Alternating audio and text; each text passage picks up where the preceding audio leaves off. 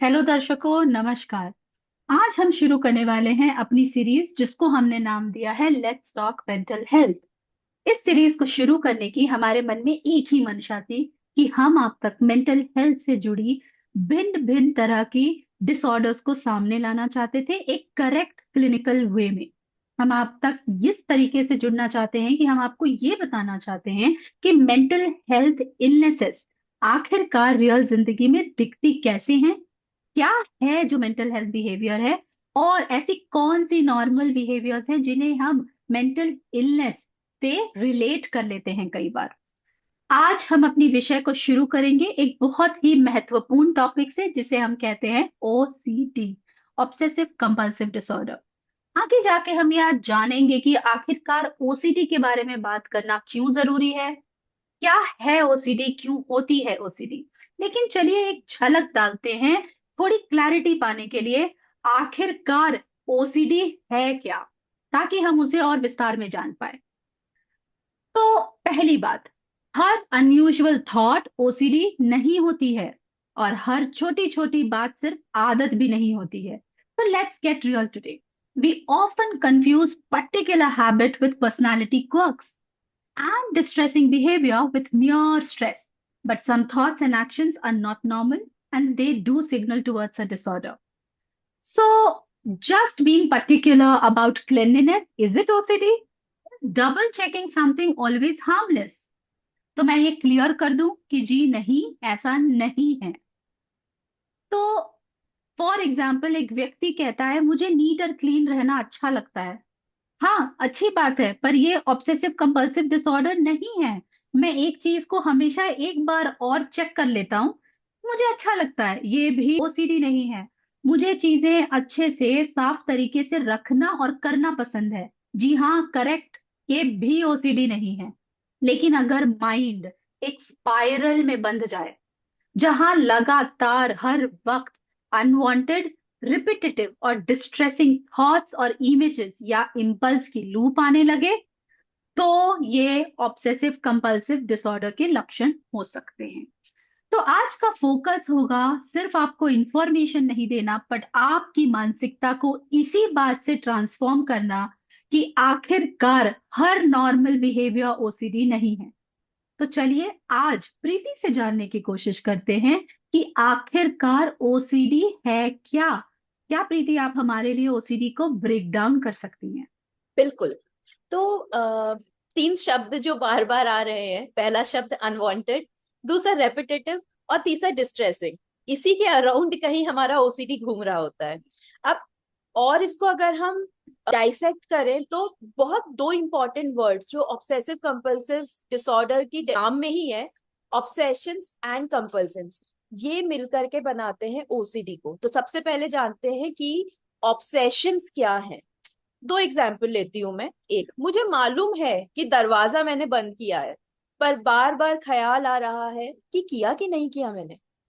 या फिर मैं कुछ पढ़ रही हूँ और मुझे पता है कि जो मैं पढ़ रही हूँ मैं सही पढ़ रही हूँ, कहीं कुछ मैंने गलत नहीं किया, लेकिन बार बार ये ख्याल आ रहा है कि कहीं मैंने गलत तो नहीं पढ़ा, कहीं मुझे दोबारा तो नहीं पढ़ना चाहिए।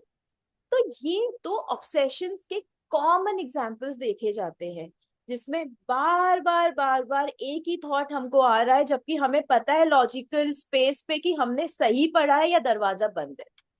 ये तीन तरीके से हो सकते हैं ऑब्सेशंस: थॉट्स के फॉर्म में, इमेजेस के फॉर्म में, और अर्जेस के फॉर्म्स में, जिसे हम कई बार इम्पल्सिस भी बोल देते हैं। तो ये ऑब्सेशंस हैं क्या? They intrude into our mind uninvited and unwanted. We don't want them, but they just come uninvited. They cause extreme anxiety and distress, and they do not stop no matter how much we try. मेरे दिमाग में बार बार violent images आ रही हैं। मैं कितनी भी कोशिश कर लूं, मैं उन वॉयलेंट इमेजेस को दिमाग से हटा ही नहीं पा रही हूँ। और उसके बाद मुझे बहुत बेचैनी और घबराहट होती है उन इमेजेस की प्रेजेंस की वजह से। तो ये ऑब्सेशंस है। अब इसी का जो दूसरा हिस्सा है वो है कंपल्जन्स, द एक्ट ऑफ रिलीफ। बेचैनी कम करने के लिए मैं बार बार जाके दरवाजा चेक कर रही हूँ, या फिर ये जानते हुए भी कि जो मैंने रीड किया था वो बिल्कुल सही किया था, पर वो ऑब्सेशन आ गया कि शायद मैंने गलत पढ़ा है। अब मैं दोबारा उस टेक्स्ट को पढ़ रही हूँ जस्ट टू सी कि मैंने सही पढ़ा है कि नहीं पढ़ा है। और क्योंकि मुझे वो वॉयलेंट इमेजेस आ रही हैं, तो अब उनको खत्म करने के लिए मैंने हनुमान चालीसा या कोई मंत्र जाप करना स्टार्ट कर दिया है। पर कहानी यहाँ नहीं खत्म होती है। रिलीफ थोड़ी देर के लिए तो आ गया ये सब कुछ करने से, पर एक ट्रैप क्रिएट हो जाता है। कैसा ट्रैप? ऑब्सेशन आया, वो एंजाइटी ले आया। अब हमने कंपल्सन किया, थोड़ी देर के लिए बेचैनी कम हुई, पर फिर से वो ऑब्सेशन वापस आ गया। एग्जाम्पल के तौर पे मुझे वायलेंट इमेजेस आई, मैंने हनुमान चालीसा कही, मेरे को थोड़ी देर रिलीफ हुआ, पर फिर से मुझे वो वायलेंट इमेजेस आने लग गई। फिर मुझे घबराहट हुई, तो मैंने हनुमान चालीसा पढ़ी और मेरे को फिर से रिलीफ आ गया। Unfortunately this trap never ends, it's like a vicious circle, goes on and on and on. तो ये तो रहा ऑब्सेशंस और कंपल्शंस को समझने का एक जरिया। अब डॉक्टर श्वेता से जानते हैं कि क्या ओसीडी बस इतने ही टाइप के होते हैं जितने मैंने एग्जांपल्स में दिए, या फिर और भी तरीके के ओसीडी हो सकते हैं? तो please doctor Shweta, tell us something about types of OCD. हाँ जरूर प्रीति। अब पहले तो मैं ये जरूर कहना चाहूंगी अपनी दर्शकों से कि आज हम कॉमन और रिलेटेबल एग्जांपल्स की बात करेंगे टाइप ऑफ ओसीडी में, पर हमने आगे जाकर आप सबके लिए और विस्तार पूर्वक अलग अलग ऑब्सेशन और कंपल्शंस की एक सीरीज बना रखी है, जो कि हम थोड़े टाइम पे आपसे डिस्कस करेंगे। अब आज देखते हैं कि कॉमन टाइप क्या है। पहला, कंटामिनेशन ओसीडी। मुझे लगता है मेरे हाथ गंदे हैं। ये गंदगी, चिपचिपाहट, इन सारी चीजों से जुड़ी होती है, और बार बार हाथ धोने का, बार बार नहाने का, या बार बार अपने आप को साफ करने की इच्छा होती है। इससे बहुत ज्यादा स्किन डैमेज और बहुत ज्यादा स्किन डैमेज होती है लोगों के, और इसमें बहुत आवर्स भी वेस्ट होते हैं ऑब्सेसिव कंपल्सिव डिसऑर्डर से गुजर रहे लोगों की। सेकेंड कॉमन टाइप है हार्म ओसीडी। मुझे लगता है कि मैं किसी को हर्ट कर दूंगा, किसी को चोट पहुंचा दूंगा, किसी का नुकसान कर दूंगा। अब इस चीज से इस व्यक्ति की कोई इंटेंशन नहीं होती है, पर ये फियर बार बार रुमिनेट करता रहता है, और इसके कारण कई बार माफी मांगना, बार बार सॉरी बोलना, बार बार, या आगे वाले से जाकर, या अपने अंदर भगवान के मंत्र का जाप, या किसी अच्छे कलर को देख लेना, ये सारा इससे जुड़ा हुआ कंपल्सिव बिहेवियर होता है। Religious OCD. ऐसे ख्याल भगवान के बारे में आते हैं जो कि अक्सर आपको बहुत डिस्टर्ब करते हैं। ये आपके किसी भी, आप जिस भी गॉड को मानते हो उससे रिलेटेड ये खराब ख्याल हो सकते हैं। इमेजेस भी हो सकते हैं, भगवान को खून में सने देखना, मूर्ति टूटी देखना, भगवान को किसी वायलेंट एक्ट में देखना। तो इस तरह के विचार आते हैं इस काइंड ऑफ ओसीडी में। Magical thinking. अगर मैं स्ट्रेट लाइन पे नहीं चलूंगी तो मेरे घर वालों के साथ बुरा हो जाएगा। मैं हर किताब के हर पन्ने में ओम या शांति या अपने गॉड का नाम नहीं लिखूंगी तो मैं फेल हो जाऊंगी। मैं अगर 4 पन्ने पढ़ने के बाद छठे पन्ने को पढ़ लूंगी तो एग्जाम में मुझे सिर्फ 6 मार्क्स आएंगे। तो इस तरह की भी ओसीडी होती है। And nonetheless sexual OCD. यहाँ पे सेक्स से रिलेटेड अलग अलग इमेजेस या ऐसे ख्याल आते हैं जो कि हमें बहुत ज्यादा डिस्ट्रेस करते हैं। अब सबसे बड़ी बात यहाँ ये है जानना कि चाहे किसी भी प्रकार की ओसीडी हो, कोई भी व्यक्ति obsessive compulsive behaviour, attention seeking, या अपनी इमोरल इच्छाओं को प्रकट करने के लिए, या बस ओवर थिंकिंग के लूप में फंसे रहने के लिए जानबूझकर नहीं करता है। ये एक इलनेस बिहेवियर है, जहां पर कि ये चीज व्यक्ति के ना चाहते हुए भी बार बार आती है। अब थोड़ा और आगे चलते हैं, जैसा हमने शुरुआत में कहा था, जानने की कोशिश करते हैं कि आखिर ऑब्सेसिव कंपल्सिव डिसऑर्डर को इतनी डिटेल में डिस्कस करने की, इसके बारे में जानने की आखिर जरूरत क्यों है, और इसे अर्ली डिटेक्ट करने की आवश्यकता ही क्या है। प्रीति, क्या आप हमें इस बारे में बता पाएंगी? बिल्कुल डॉक्टर श्वेता, तो मैं एक आर्टिकल कोट करना चाहती हूँ जो 2024 में नेशनल लाइब्रेरी ऑफ मेडिसिन का हना ब्रॉक एंड टीम ने ये आर्टिकल लिखा है। जिसमें कि उन्होंने कुछ बहुत इंपॉर्टेंट पॉइंटर्स दे रखे हैं। पहला, according to WHO, OCD is among the top 10 disabling disorders globally. इसका मतलब कि it cripples relationships, career and confidence. We are stuck in that loop and we can't think about anything other than that. और इस वजह से socially, work wise, personally हम बहुत constrict हो जाते हैं, विच feels like a disability. Second, cases of OCD, they go undetected for years. Third, जो important factors उन्होंने उसमें दिया है कि लड़कों के केस में कई बार OCD जब वो 10 साल के आसपास के होते हैं उस वक्त वो सिम्टम्स आने लग जाते हैं, और लड़कियों के केस में जब वो एडोलेसेंस में होती हैं तब वो सिम्टम्स आने लग जाते हैं। अगेन अनफॉर्चुनेटली वो अनडिटेक्टेड रह जाता है, और कहीं ना कहीं वो ब्रेन के पैटर्न्स का एक इम्पॉर्टेंट पार्ट बन जाता है। Without treatment, OCD leads to structural brain changes. So it is not just in our head, it is actually visible in the scans. तो वही बात है, जितनी जल्दी पता चलेगा, जिस तरीके से पता चलेगा, उतनी जल्दी एक पर्सन ट्रीटमेंट की तरफ बढ़ सकता है। And I think that is why we need to talk about OCD today. अब नीड के बारे में तो बात हो गई है, ये जानते हैं कि OCD होता क्यों है, क्या क्या कारण देखे गए हैं जिनकी वजह से अक्सर OCD होता है। तो doctor Shweta, throw some light on this topic. Sure sure sure Kriti. अ, सबसे पहली चीज मैं इसे इस तरह से समझाना चाहूंगी कि यहाँ पे बायोलॉजिकल, साइकोलॉजिकल, सोशल और इन्वायरमेंटल, यानी कि ये तीन फैक्टर जुड़े हुए हैं। शुरू करते हैं ब्रेन से।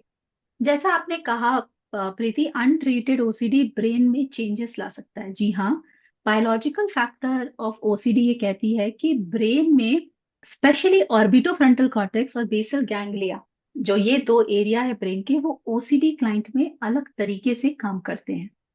दूसरी चीज, सेरोटोनिन लेवल की मात्रा जो है वो इन लोगों में कम पाई जाती है, जिसके कारण इनका मूड बहुत जल्दी इंपैक्ट होता है, इनके इम्पल्स कंट्रोल में प्रॉब्लम होती है और इन्हें थॉट रेगुलेट करने में भी प्रॉब्लम्स आती है।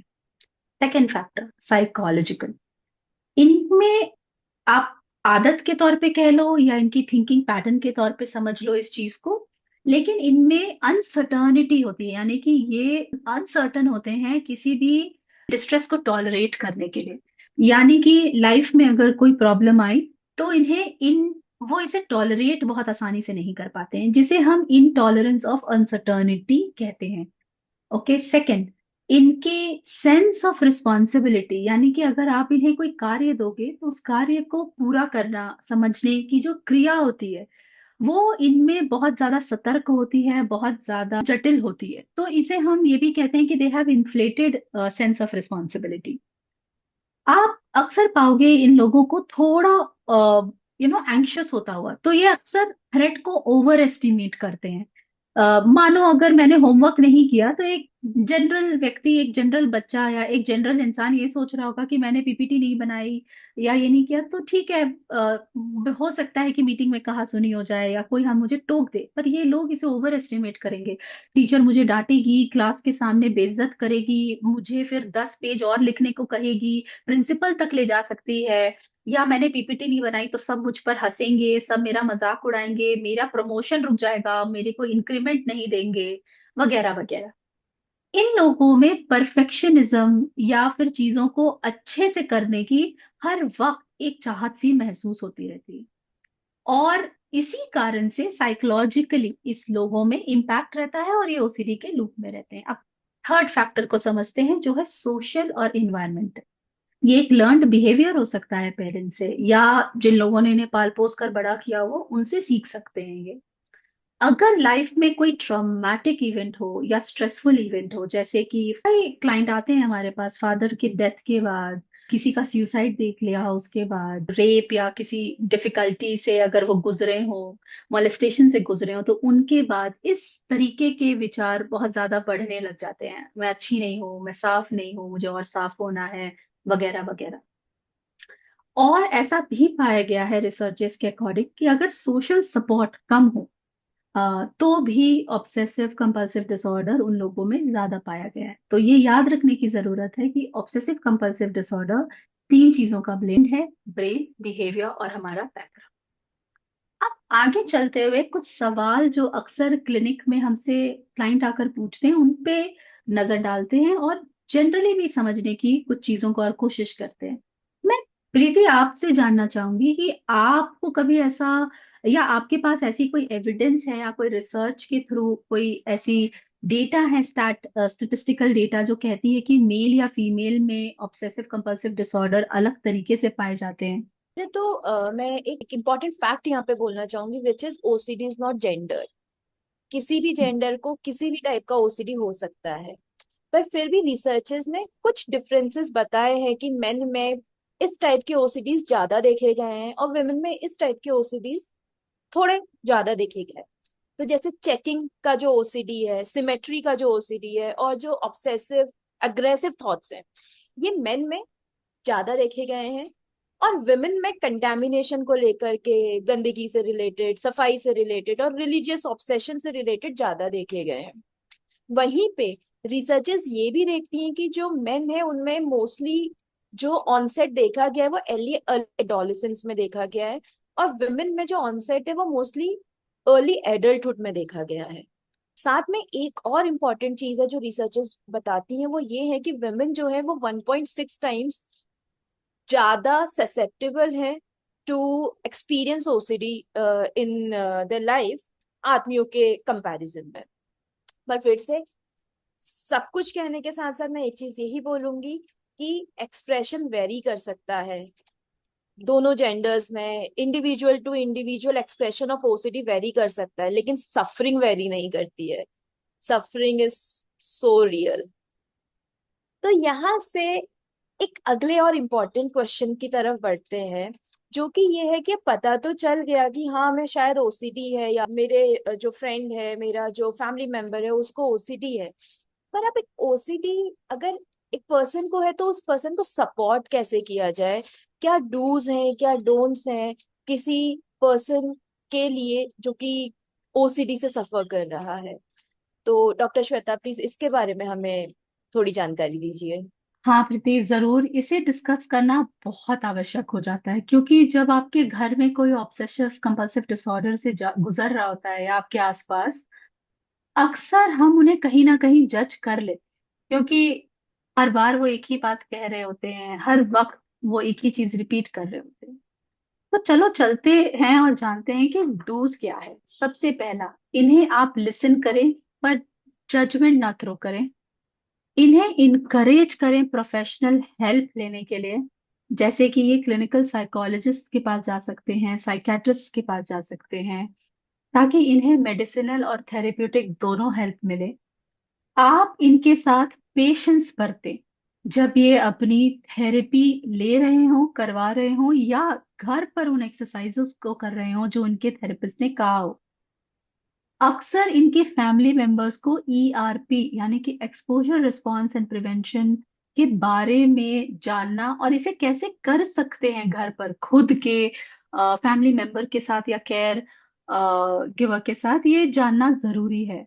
और आखिरी बात, इनके लिए हमेशा प्रेजेंट रहें पर इन्हें प्लीज पुश ना करें, क्योंकि ये सारी चीजें इनके लिए एक नेगेटिव लूप बन सकती है। अब चलते हैं स्पेसिफिकली डोंट्स की तरफ। इन्हें ऐसा ना कहें कि छोड़ दो, मत सोचो, सोचने से क्या होगा, सोच बदल दो। ये पॉसिबल नहीं है। अगेन एंड अगेन ये अनवांटेड रिपीटेटिव थॉट्स हैं, ये नहीं चाह रहे हैं ऐसा इनके साथ हो, लेकिन फिर भी इनके साथ ऐसा होता है, तो ऐसा इनसे ना करें। इनकी कंपल्शन में पार्टिसिपेट ना करें। इन्हें इनके थॉट्स के लिए मॉक भी ना करें या इनके थॉट्स को डिसमिस ना करें। और अक्सर एक ऑब्सेसिव कंपल्सिव डिसऑर्डर वाले व्यक्ति को कोई मॉरल या रिलीजियस लेक्चर नहीं देना चाहिए, वरना वो भी कई बार उनके कंपल्शन का पार्ट बन जाती है या ऑब्सेशन की। और हाँ, ये आप जाने और ये समझें कि ये